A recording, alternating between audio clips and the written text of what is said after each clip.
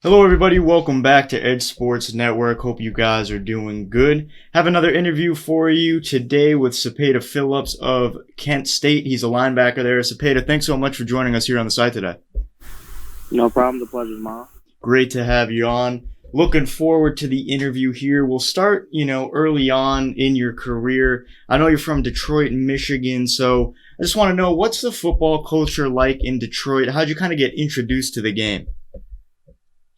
Well, I first started off in Little League. I played for the Detroit Lions. Mm-hmm. I don't think that organization is still going on. But started off young at about 7. Parents kind of forced me into it. It wasn't something that I, wanted to do, I guess, as a kid, as most people would say. But Mm-hmm. yeah, as playing it, like throughout my years of playing, I just grew. The love for the game grew on me, and it's now just a passion that I carry on and will carry on for the rest of my life. In Detroit football, I think alone it's a little bit different.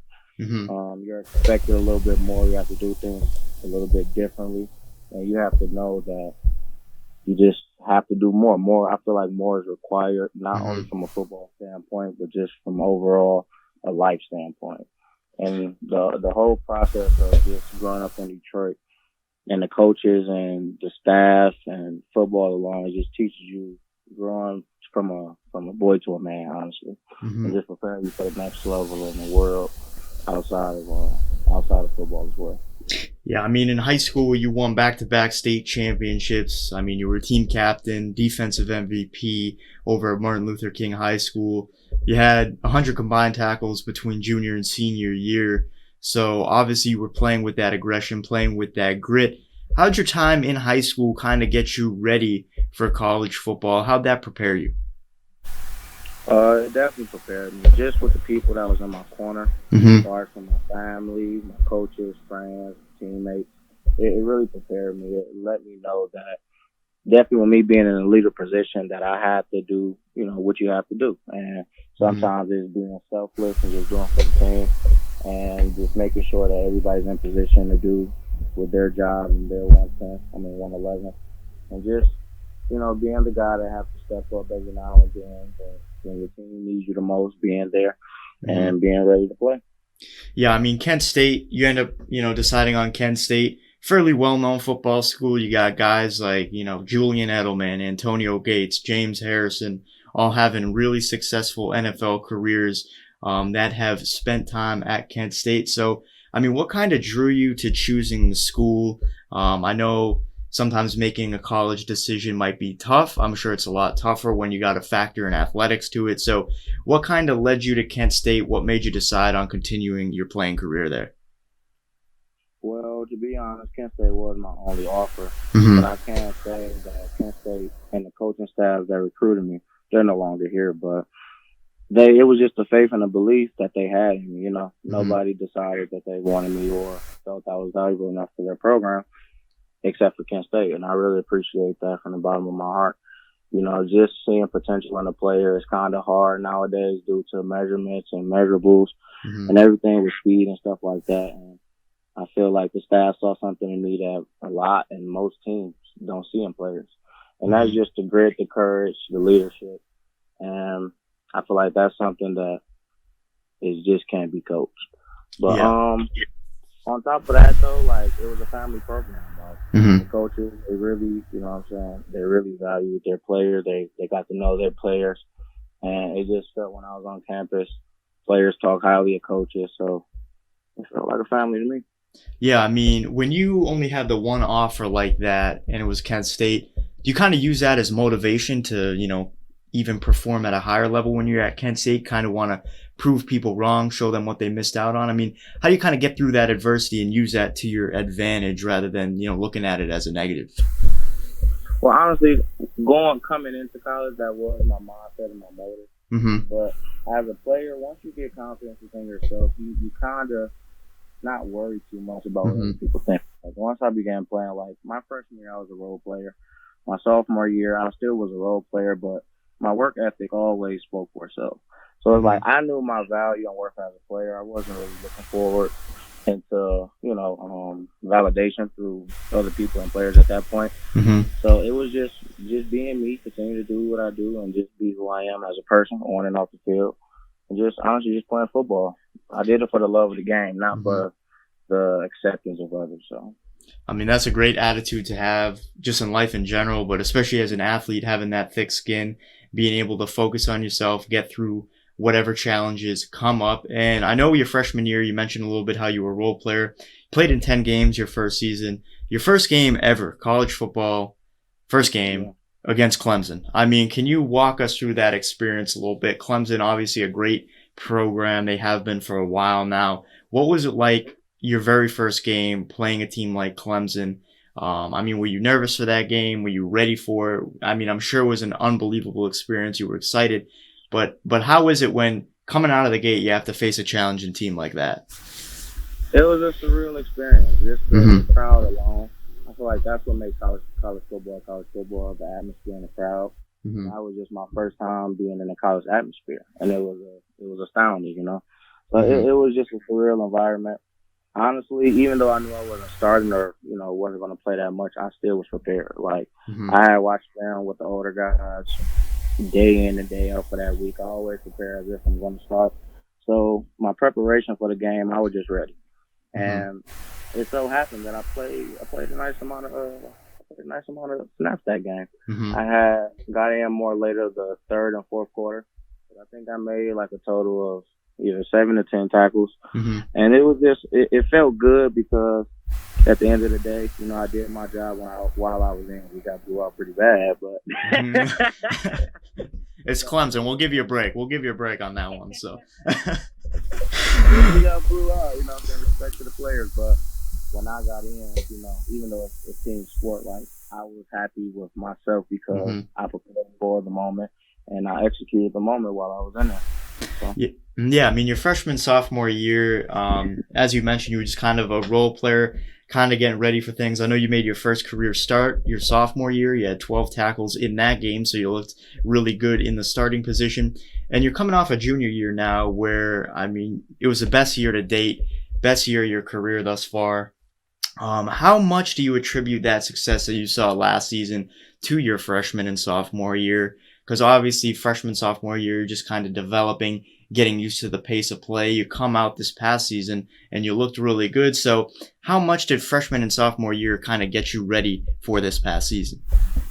it was big. Like Mm-hmm. every practice snap, game snap that I took, I took it serious and I prepared every off season workout, every part and step of the process I took very serious. So Mm-hmm. it's not like, I just happened to step on the field during the year, get a start, and Mm-hmm. like I worked for everything I've gotten.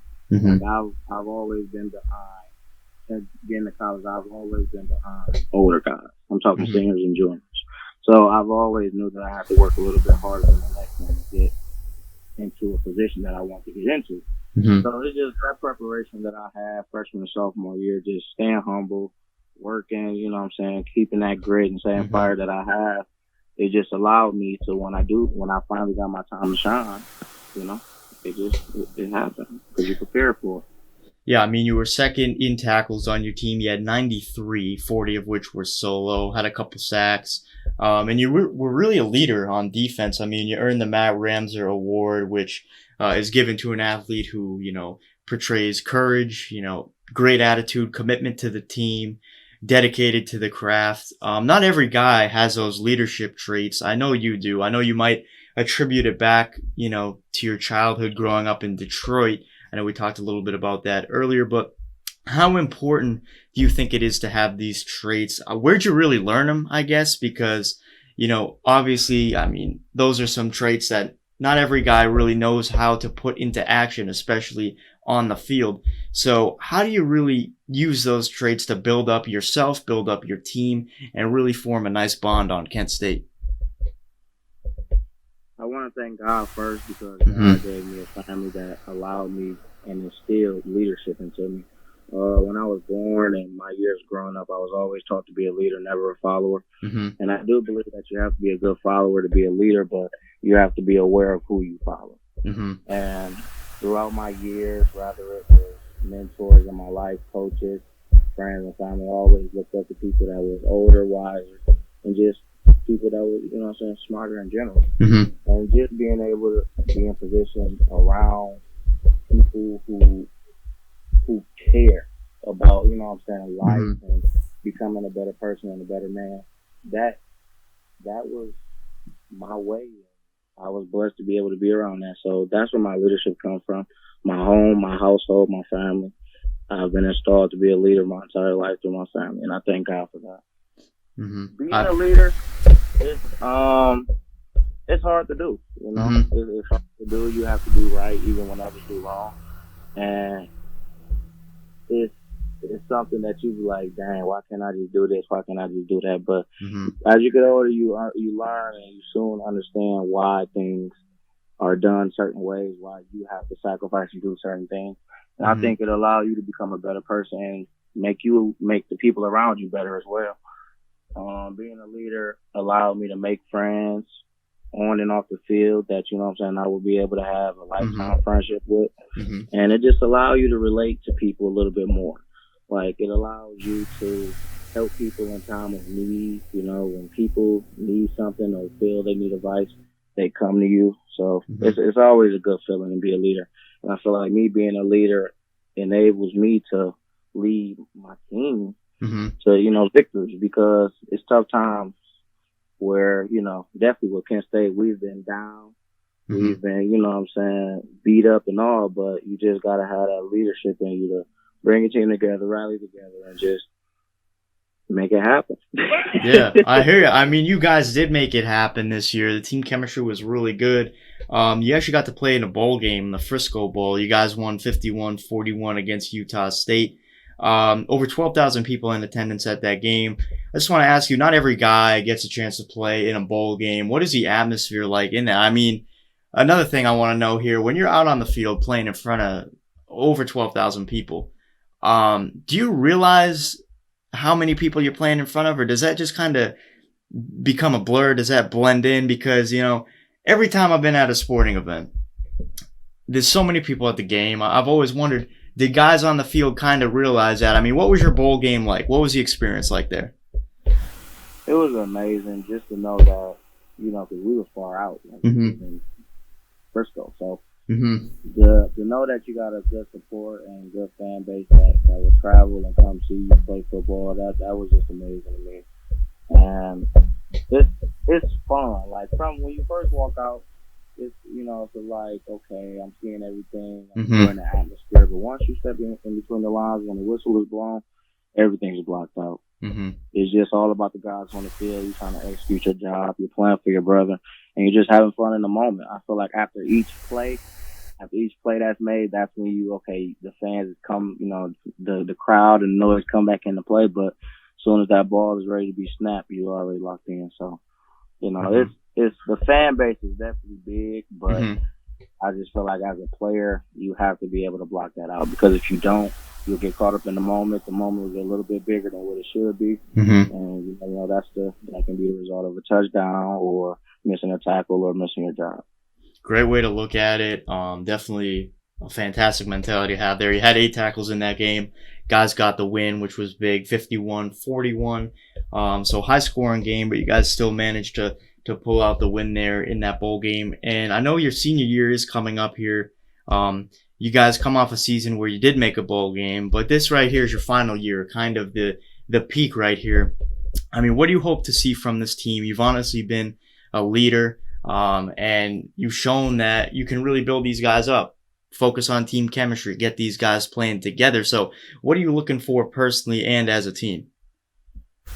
Honestly, I just expect everybody to do their job and just give it all that they have. You know, I'm big on giving me all that you got, because when I step on the field, I'm gonna give you all that I have. I sacrifice my body every day, and when I'm on the field, there's nothing I wouldn't do for my brother. So just giving me all that you have, because I know the talent and skill that we have as a football team. So I have no doubt in that. I just doubt sometimes that, you know, sometimes people aren't ready when they step on the field, rather it's mentally, physically. Sometimes, you know, it can be something going on or happening in your life that other people may not know about. And if you let that affect your gameplay. You know, it could be the an injury that happened to another team just because you missed your job or something like that. So I feel like just being focused, 100% focused on your job, laser focused, and just giving me all that you have because it's a dangerous game. You know, it's a dangerous game, man. One slip up can cause your own teammate his career. So just giving me all that you have, no matter what, and just having fun. Honestly, there's nothing better than when you got your teammates celebrating with you and just having fun and just enjoying the game. Yeah, I mean, you've had a very interesting career path here, and I always like to end on a little bit of a tough question here. Might be easy, might be tough. Might have to think about it a little bit. Take your time with it here, but if you could sum up your football journey in one word or one short phrase, just sum up your whole life playing football, what would that word be and why? Blessing. I say blessing because it made me who I am today. On top of my family, football has taught me everything about adversity, you know what I'm saying, being humble and being just having that grit. So no matter what, you got to fight no matter what. You can't give up. You can't give up because you never know the outcome. And I got plenty of moments in my life where it's been times I've been down, rather it's in high school, little league, college. I've been down. We've been down as a team and we just come together, band together. And there's nothing better than when your brother's beside you, band together, and then you come out victorious. So just a blessing to be able to experience that and just go through that and be able to develop my skills mentally, physically, you know, on and off the field, just becoming a better man. So football has been a blessing for me. My career has been a blessing. I mean, that's great. It's been a huge part of your life, obviously. You've been great on the field. Clearly, you are passionate about your game, passionate not only about yourself, but your teammates as well, and that brotherhood that you mentioned a little bit earlier. But Cepeda Phillips, Kent State linebacker. Cepeda, thanks so much for joining us here on the site today. It was great to have you on. Best of luck your senior year. We'd love to have you on again after your senior season wraps up. Thank you. No problem at all, guys. We'll put Cepeda's Twitter down below so you guys can follow the rest of his career here. And we'll also put a link to Kent State's football page for news and updates if you guys want to follow the team as a whole. But guys, thanks so much for joining us here on Edge Sports Network for another interview. We really do hope you guys are staying safe and healthy during this time. Thanks again for joining us, though, and we'll see you guys next time for another interview.